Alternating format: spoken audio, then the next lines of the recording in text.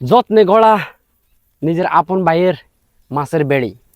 জাল দিছিলাম মাছ রাখার সময়, কিন্তু যখন বেড়ির পানি শেষ হয়ে গেছে, ঘাস অনেক হয়ে গেছে, যার কাছে দায়িত্ব ছিল দায়িত্বে অবহেলা করার কারণে আজকে আপন ভাইয়ের অনেক ক্ষতি হয়ে গেল।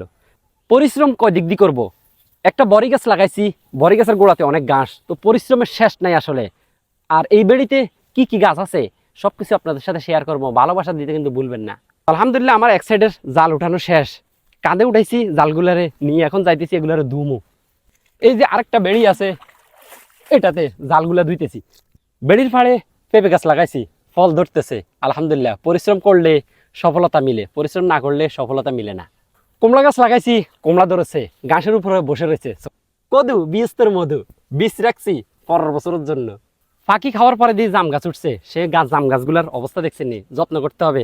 তো এই জমিনে আমরা 2 বদলে আইছি, আসতে কলা নিয়ে আইছি, 2টা রুটি নিয়ে আইছি, মানে বন নিয়ে আইছি দরপরে। এরপরে দি 2টা লাচ্ছি নিয়ে আইছি, এই যে 2টা, ঠিক আছে নি। এরপরে দিয়ে 1 বোতল পানি নিয়ে আইছি। আমার বাসা থেকে এই জায়গাটা অনেক দূরে, প্রায় 40 মিনিট, এই জন্য এগুলা একসাথে নিয়ে আসলাম। আমাদের ভিডিওগুলো যদি ভালো লাগে অবশ্যই ভালোবাসা দিতে ভুলবেন না। এটাই আজকের জন্য বিদায়, আল্লাহ হাফেজ।